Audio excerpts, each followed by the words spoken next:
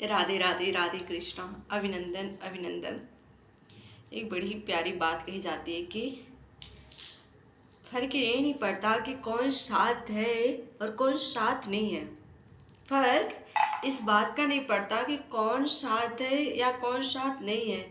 फर्क इस बात का पड़ता है कि आपकी समस्या के समय, आपके परेशानी के समय कौन आपके साथ खड़ा है, इससे फर्क पड़ता है। राधे राधे।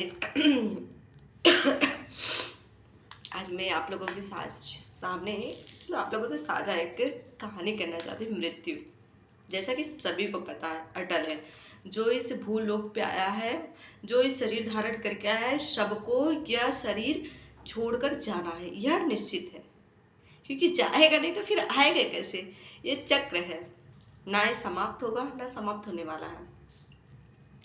आज हम रामचंद्र जी के बारे में वार्तालाप करेंगे, क्योंकि राम जी भी तो आए थे इस धरती पे, फिर उनको भी तो जाना था अपने बैकुंठ। तो सारी लीलाएं करने के बाद, सारे कार्य संपन्न होने के बाद राम जी का भी जाने का समय हो चुका था। राम जी ने भी मन बना लिया कि भाई अब तो सारा कार्य संपन्न हो गया, अब यहाँ से प्रस्थान किया जाए। तो पर प्रस्थान कैसे करें? क्योंकि पवन सुत हनुमान जी के रहते रहते तो राम जी तो ऐसे सामान्य तरीके से जा नहीं सकते, और सामान्य उनसे सामने से कोई कहे कि नहीं अब राम जी का जाने का समय हो गया इस धरती लोक से, तो वो मानेंगे भी नहीं। और ये डर सभी को था, साथ में यमराज जी को भी था कि लेने कैसे आए, क्योंकि अयोध्या में उस राजमहल के ऊपर ही तो राम हनुमान जी का विराजमान थे। हनुमान जी तो इस वजह से बहुत धर्म संकट था। इस बात पे वार्तालाप करते हुए राम जी ब्रह्मा जी से और महादेव से विचार करते हुए कि अगर मेरी जाने का बात भी किसी ने कर दिया तो डर है कि कहीं हनुमान जी रुद्र रूप ना ले लें। और वास्तविकता था, हनुमान जी कैसे जाने देते, क्योंकि जो जिसके हृदय में रग रग में राम बसे हों वह समानता कैसे जाने देंगे।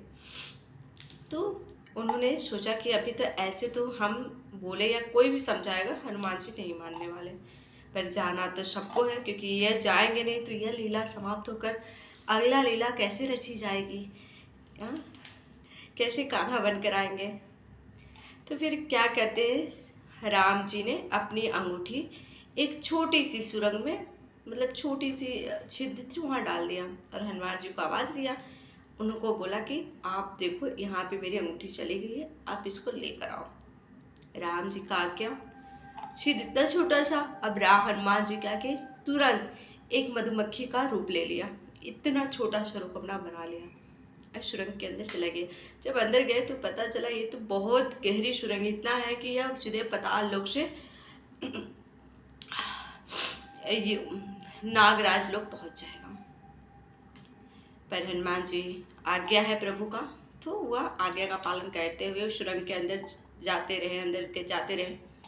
अंदर पहुँचे यथा पाताल में, अंदर जाकर जब देखा तो कि उन्होंने वहाँ पे उनको, तो जब हनुमान जी अंगूठी खोजते खोजते सर्पलोक में पहुँच गए तो वासुकी देव से मुलाकात हुई। उन्होंने बोला कि आप यहाँ पे प्रस्थान किए हैं, तो उन्होंने पाताल लोक आने का बात बताया कि मैं यहाँ पे क्यों आया हूँ। तो उन्होंने कहा ठीक है आइए, प्रभु राम जी की अंगूठी खोजने में मैं भी आपका सहयोग करता हूँ। तो वासुकी जी ने हनुमान जी को ले गया जहाँ पे अंगूठी गिरी थी। वहाँ पे जब हनुमान जी जाकर देखे तो अंगूठी एक नहीं, पूरा अंगूठी की पहाड़ थी, बहुत सारा अंगूठी। अब हनुमान जी को थोड़ा थोड़ा समझ में आने लगा कि यह कोई संजोग नहीं, यह पूरी तरह से योजना बनाया गया है प्रभु ने कुछ कार्य पूर्ण करने के लिए। तब उन्होंने कहा इतनी सारी अंगूठी के बीच में मैं अपने प्रभु का अंगूठी कैसे ढूंढूंगा। वासुकी जी ने बोला आपको ढूंढना तो इसी में से पड़ेगा। तो हनुमान जी कहा कोई बात नहीं, प्रभु कार्य है, प्रभु ने आज्ञा दिया है तो मुझे किसी भी हाल में किसी भी तरह से वह तो पूरी करना है। उसके बाद हनुमान जी श्री राम जी का नाम लेते हुए जैसे ही पहली बार ही हाथ डाला तो उनको राम जी की अंगूठी मिल गई। वो बड़े प्रसन्न हुए, नृत्य करने लगे और नृत्य करने कर कर उन्होंने सोचा अब मैं प्रस्थान करूंगा। तब तक उनकी नज़र फिर पड़ी अंगूठी के ढेर पे, तो फिर एक अंगूठी एकदम जैसा उन्होंने हाथ में लिया था वैसे ही राम जी की अंगूठी फिर थी। उन्होंने फिर उठाया तो देखा ये भी तो राम जी की अंगूठी है। दूसरी उठाई, तीसरी उठाई, मतलब वो जितनी उठाते गए सब राम जी की। अब उनकी दिमाग ऐसे चौंकाने लगा कि हो क्या रहा है मेरे साथ, ऐसे लीलाधर लीला क्यों कर रहे हैं हमारे प्रभु, ऐसे हमको क्यों फंसा रहे हैं। तो वासुकी जी ने बताया कि यह प्रक्रिया है, यह अंत नहीं है, यह सच में सारी अंगूठी श्री राम जी की है, सभी अंगूठी। यह हर लीलाओं के अंत में उन्होंने ये अंगूठी है। अर्थात वह यह कहना चाहते हैं पवन सुत कि वह उनका जाना और आना हमेशा लगा रहेगा, यह अंत नहीं है, इनका आरंभ है। मतलब ये जा रहे हैं तो वो आरंभ है और फिर आएंगे तो फिर अंत है। बस यही प्रक्रिया होती रहती है और यही होना भी चाहिए, यही आपको समझाना वो चाह रहे हैं। तो हनुमान जी समझ जाते कि मतलब मेरे प्रभु का जाने का समय, वैकुंठ जाने का समय आ चुका है और जो बातें वो मुझे कह नहीं सकते थे इसलिए मुझे पाताल लोक में भेजे, आपके नगर में भेजे ताकि हम समझ पाएँ कि अब मेरे प्रभु का जाने का समय हो गया। और इस अंगूठी के माध्यम से ये समझाना चाहा कि ये हर वर्षों का, हर बार का यही प्रक्रिया है, प्रभु आते हैं और जाते हैं।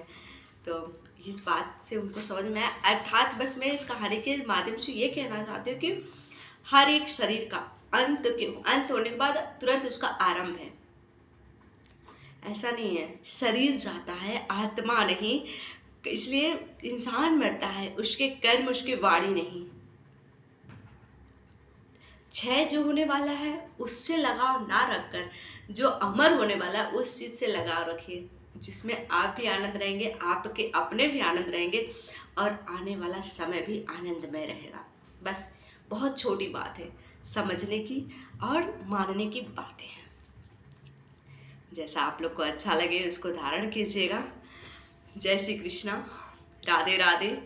ओम नमः पार्वती पते, हरे हरे महादेव। जय शिव शंभू।